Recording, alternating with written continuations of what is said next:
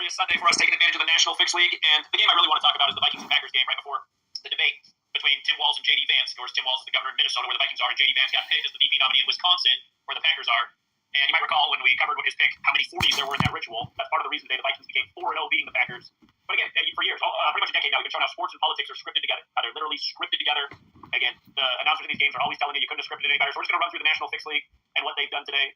And we'll start right here with the face of the league, Patrick Mahomes, who has the same September 17th birthday as the NFL. And don't forget, the NFL was born the day the Constitution was born in history. Again, the NFL's birthday, September 17th, was the day the Constitution turned 133 years old. And remember, football equals 133, so does government, so does White House, so does presidents. Year after year, we're showing how the president is synced with these rigged sports leagues. It's more than just the NFL, but the National Fix League is, the biggest attraction for pro sports in America, obviously.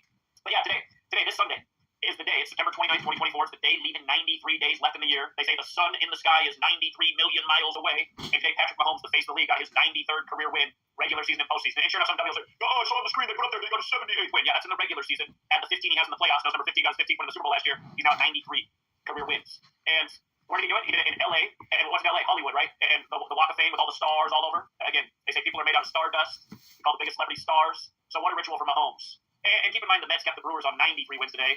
Mahomes' father finished his MLB career, if I'm not mistaken, with the New York Mets, got the win today, keeping the Brewers on 93. But, again, he was on that Mets team that lost to the Yankees in the World Series when the Yankees three-peated. There's something to think about. But yeah, let's just run through the scripted games today. The first game on the slate was the Falcons. Now, do you remember when the Falcons gave up the 25-point lead on 2/5 Tom Brady, the worst Super Bowl script ever? I mean, pretty much every Super Bowl script for Tom Brady was the worst one there was. Like, who's believing this? I mean, this guy sucks. Actually, if NFL was really never going to be NFL with his 40-year-old dad body and no agility or speed, and yet somehow all day in the pocket every day. I mean, this National Fix League, 9/11 Patriot Act Patriots. But remember when the Falcons gave up the 25-point comeback on 2/5 in the 97 season, which was the 25th prime number of the year, they touchback 25 yards. Earlier this year, the Falcons upset the Eagles on the road, and it made road teams 2-5 in prime time. And Gematria Falcons equals 25. They were the first game on the slate today, and we saw that if they won, home teams came into Sunday 24-25 for the year. They had a losing record by a game coming into today. The Falcons would have made it 25-25. Plus, Kirk Cousins got his 45th home win, and New Orleans equals 45. So there was that. The Rams-Bears game was tricky. It was hard to go against Stafford, who came in with 45 career road wins. Bears equals 45, but Chicago equals 46. A lot of 46 rituals in Chicago last week. It was the ritual for the Colts to beat the Bears in a rematch of the Super Bowl 41 while Devin Hester was 41 years old. But like I said ago, this game was dangerous because you have the Heisman winner who's now the quarterback of the Bears, who went to USC, the LA school, and I said this could be a breakout game for him. And you gotta love though that the Rams lose with 18 points. Here, let me just put the Gematria up on the screen as we go through these things. You just pay attention to the National Fix League, just laugh your ass off the score of the week. Bears 18, right? And again, Matt Stafford stayed on 45 road wins. He had a shot at 46. Remember when the Bears won their only Super Bowl, they won it with the revolutionary 4-6 defense. They won 46-10. But yeah, Caleb Williams, gets a second NFL win. And like I told people, in that game, I like the running back for the Rams to score more than the game, and he did get his touchdown, Kyron Williams. Let me see what Caleb Williams box score. One passing touchdown. There's one man in our community who really likes Swift and more to score too. He's right on about that. Well done. All right, the Vikings and Packers. I mean, think about it, guys. It's right before the debate between Tim Walz and J.D. Vance, who got picked in Wisconsin, the youngest VP nominee since Teddy Roosevelt, who was shot in Wisconsin right after the big hopes with Trump on July 13th that you got to be a special kind of stupid to have fallen for. And look at this, guys. Look at Gematria and Tim Walz. See the 40? See the 40 again? If you're new here, these are the base ciphers of the English language. And this applies in college football, too. We knew 41 was going to be huge in college football this weekend. You might have saw Alabama beat Georgia with 41 points. Taylor DeBoer got his 41st win because it was week 5, and there were 41s all over the place. That was synced up with Trump as well. That's another story. Anyway, Tim Walz equals 40. You know what else equals 40? We talked about it with J.D. Vance nominee. J.D. Vance 40. Remember Butler, the shooting on the 40th parallel. And remember, the state motto for Wisconsin is forward. Kamala Harris spent part of her life living in Wisconsin, and her motto was forward. So you had these 3 40s on this game, and the Vikings with a chance to become 4-0 in Wisconsin right before the debate. And look at the score, too. They didn't say that about that score by all the 60s we're talking about. It's the 60th election. Tim Walz is 60. Kamala's about to turn 60. 60 points. I mean, give me a break. Packers go down with 29 on the 29, that old football number. We called the Packers to lose with 29 in Sao Paulo, and there was a lot of reasons for it. But again, that's the power of this knowledge. I should have thought more about the score today. I put a whole lot of time in the score. Steelers and Colts. I was telling people that if Anthony Richardson, the 4th pick of the draft, wins, he's going to be 4-4. I wasn't crazy about this game, but the Steelers love 31, and they did fall to 3-1. And Anthony Richardson, the 4th pick of the draft last year in 2023, his NFL record is now 4-4 in week 4. And we love Jonathan Taylor to get in the end zone. He did that right at the beginning. The Broncos and the Jets. I thought the Broncos were going to score 12 points in this game. They scored 10. I knew they were going to have a low score. The Jets, the only team in the league that equals 9. No other team has that low of a value. The Jets only put up 9. But this one was, you see how Denver's 32 and Broncos is 32? We knew the Broncos had a shot today. Sean Payton came in 9-11 with the Broncos, played the Jets. Remember, the Jets won their only Super Bowl season. The same year 911 was made the National Emergency Dialing Code. The same year World Trade Center construction began. And New York Jets took out Drew Bledsoe.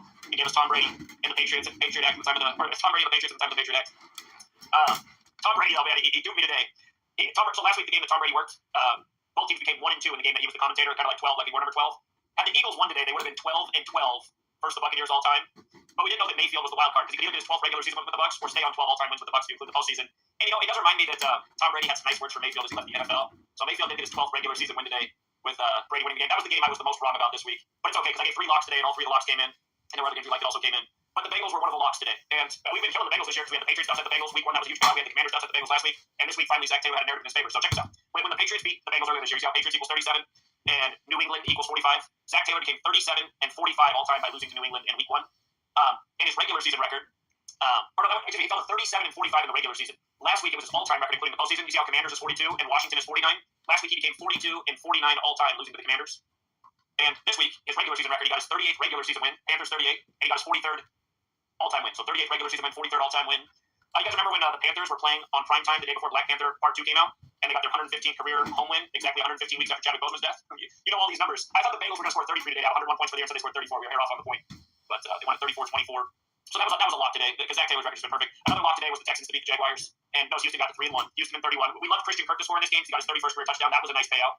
And the reason that they were a lock is because look at Texans. See how it's 20 and 34? Trevor Lawrence fell to 20 and 34 in the regular season, and he got his 20th all-time road loss. So that was a lock. Yeah, we love it when it lines up in the win and the loss column.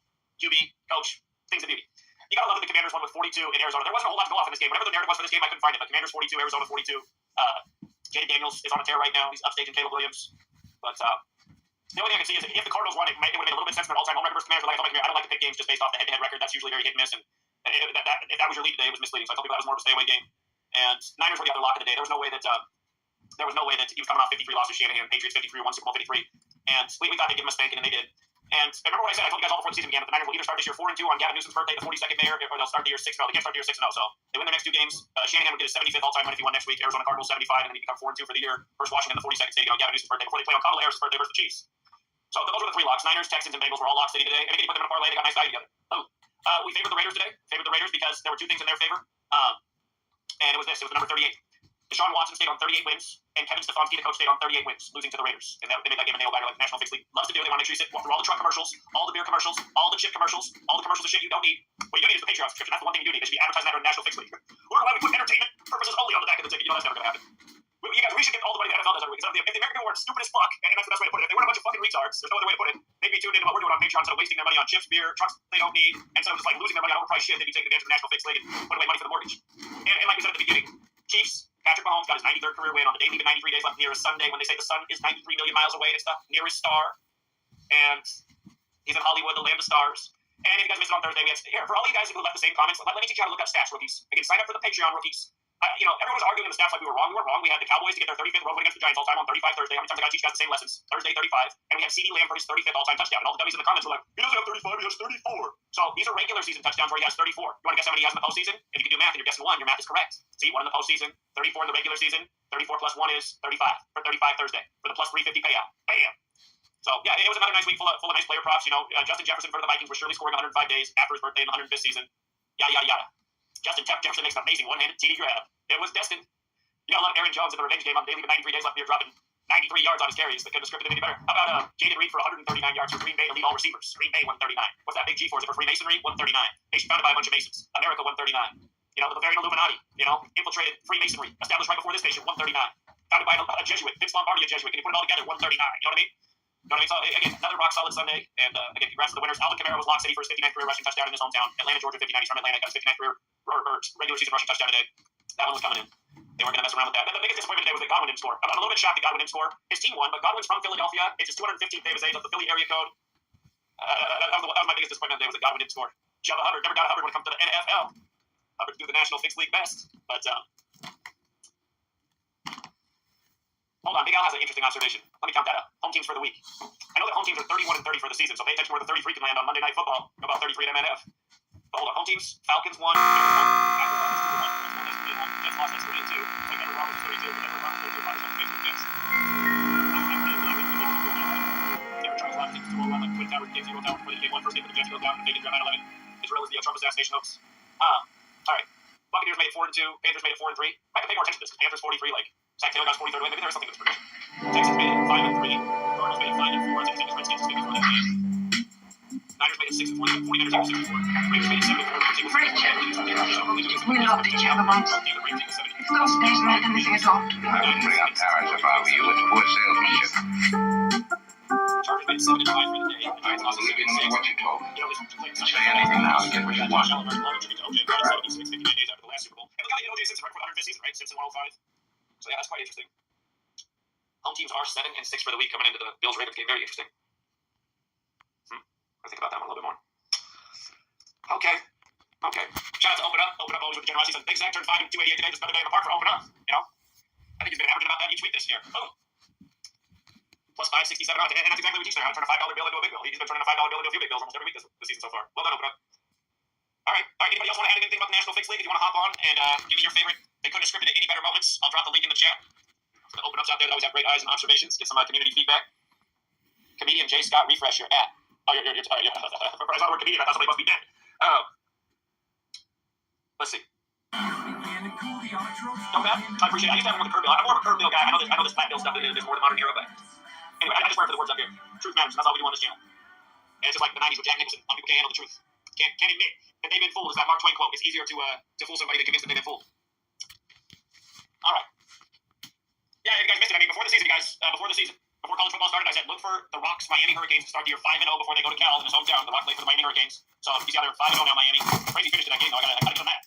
But San Francisco has that 50 connection, also that 76 connection, like OJ did at 76 with San Francisco. Like how the Bills are 7-6 versus the 49ers right now all the time when those two teams are the teams OJ played for. San Francisco also on 122nd rating. The Niners usually 5-0 rules. So again, I said before the season began, I said look for Miami to be 5-0 when they go to San Francisco to play Cal, in tribute to The Rock, who's 52 years old this year. And with that prediction, I said look for a major hurricane around the same time that happens through Florida. And look at this, you guys. Look at it. Again, Hurricane 52. Again, you guys can read the Vice News article about me from 2017 making fun of when I talk about hurricanes and 52 in Rick Sports. But Hurricane 52, you see how Hurricane's also 97?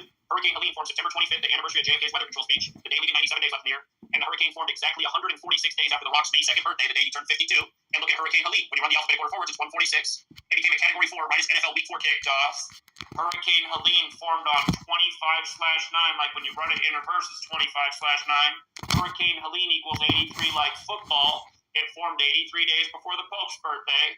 Remember, Pope equals 52 like Earth, like Enlil, like flood. Again, the Babylonian god of flooding is Enlil. See how Enlil is also 83 in reverse like flood, like Earth? You see these things? 83 days before the Pope's birthday, the first act of weather warfare admitted to in 1952 on the Jesuit order's birthday. The Jesuits run all these things. It's how they're all scripted together. Again, they're a military order. They're technologically advanced. They come from the times of Rome. What they're carrying on goes all the way back to Babylon, the time of Enlil. So, yeah, again, I mean, we continue to put out the most amazing predictions ever. We're not just showing you how the election's rigged and the sports are rigged. We're showing you how the weather's rigged, undeniably. And here, if you need to see it with your own eyes, again, for my douchebag troll, if you're not one of the casualties from Hurricane Helene, because I know you live out in Florida, hopefully it wiped your ass into the Atlantic.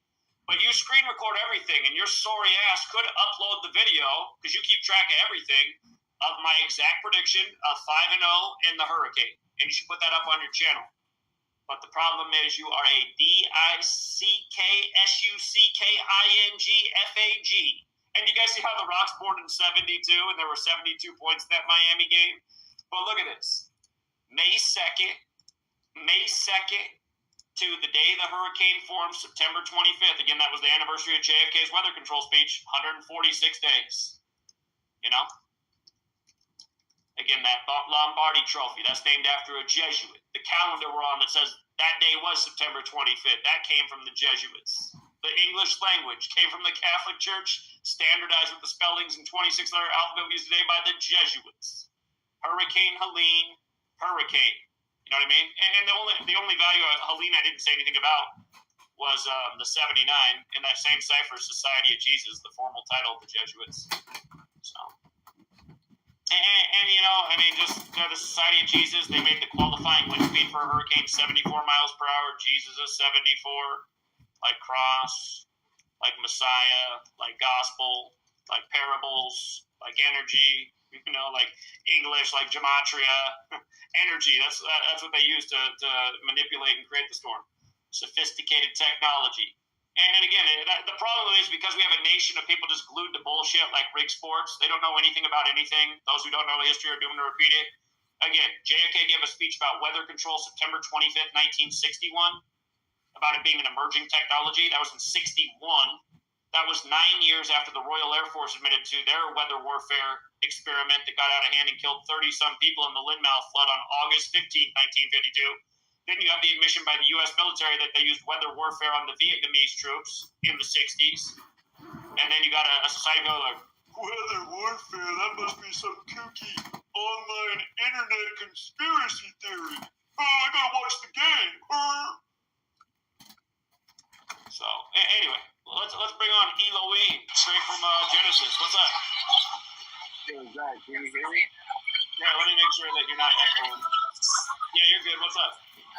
No, so, the Chiefs just became 4-0. So, Background noise. You got too much stuff going on in the background. Can you hear me? Yeah, but your background's louder than you are. Yeah, hold on. Hold on. Hey, give me one. Hello? Can you hear me? Oh, hello. Yeah, can you hear me now? That's better. Yeah, so the Chiefs just became 4-0. So, last year they became 4-1 against the team that was hosting the Super Bowl. Next week they can become 4-1.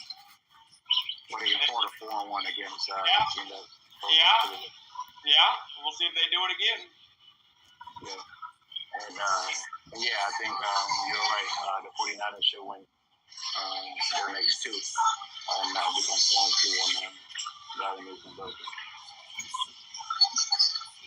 All right, man. Well, I appreciate it. Yep. All right.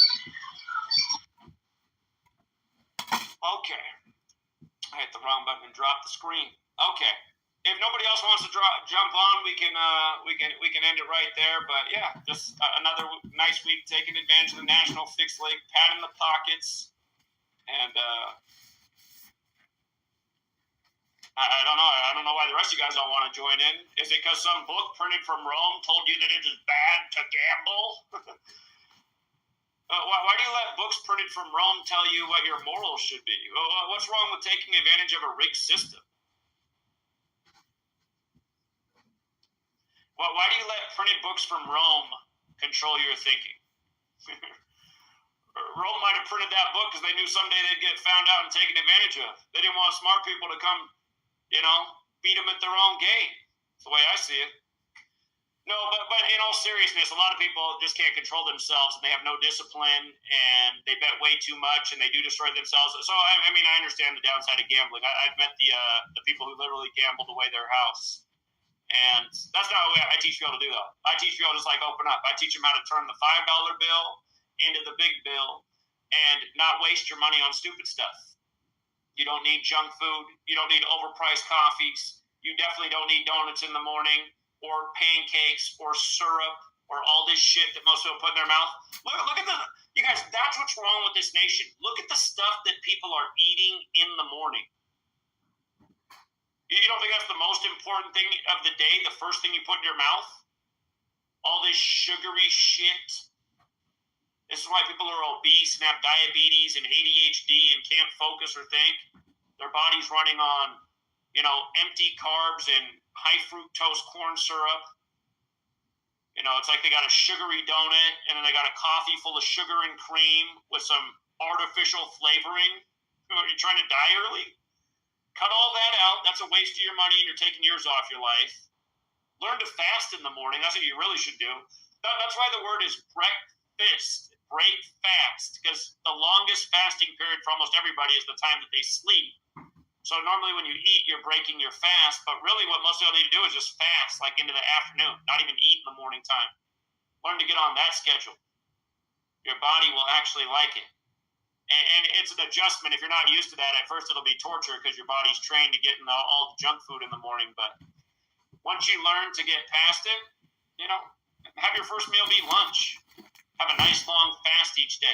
The thing is, when you fast for a long time each day, when your body does, because your body starts getting hungry, but then what it does is it starts looking for things to eat inside your body, and your body's smart. It starts looking for things that shouldn't be there. It's like, I'm going to eat that up. That might be the beginning of a tumor. That might be the beginning of some cancer. That's really how it works. And here's the proof that that's how your body works. Here, the most cancer-causing thing that you can consume is sugar. And that's why our government subsidizes sugar and high fructose corn syrup more than anything else, because they want us sick and ill, because there's big money in big pharma treating all that disease and illness that you're putting into your mouth, usually starting the most with breakfast. But again, here's the proof that that's the way it works. The population in the world that eats the most sugar is actually the Islamic population in the Middle East. But here's the weird thing. they have the very lowest cancer rates in the whole world. And you know why that is? Because they spend the most time out of anybody fasting because of their spiritual beliefs. So the fasting offsets the cancer-causing sugar overconsumption that's also part of their culture. So imagine if you're not doing that and you're fasting. It's like a double bonus. So yeah, that's what we teach over here. Common sense, how to take care of yourself, how to be smart with your money, and again, how to multiply the $5 bill into the 100, the 200, the 300. We had one guy this year, week 2, a guy turned $1 into $870. We really smoked week 2. Week 2, we really smoked it. So anyway,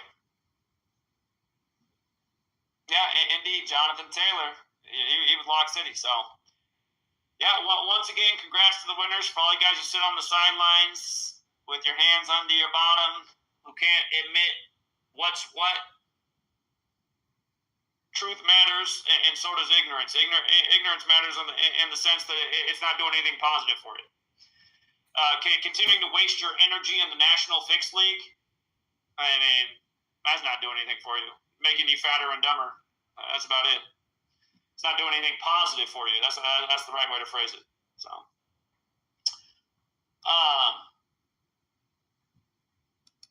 the one guy whose handle is, yeah, in a way, this is kind of deserved. And we don't know if he's still existing, but yeah, the troll out there who screen records everything and chops up my videos like a politician and tries to make it look like when we have good weeks, we had a bad week, just a total piece of shit. Your handle is funny. And he is one guy that does deserve to get doxxed, so.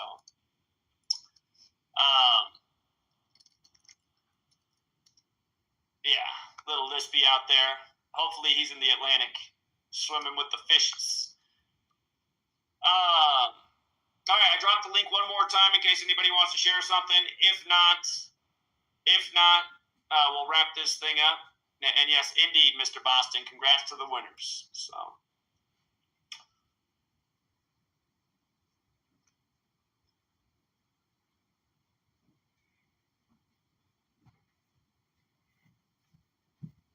Open up, see? Open up. He's just killing it. He's taking care of.